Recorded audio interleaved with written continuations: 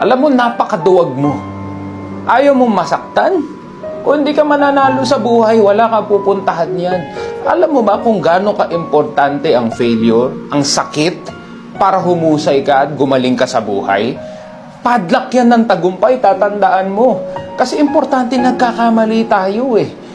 Dahil sumusubok ka, magkakamali ka talaga. Mas matakot ka kung hindi ka nasasaktan. That means you're not doing anything new. That means you're not going outside of your comfort zone.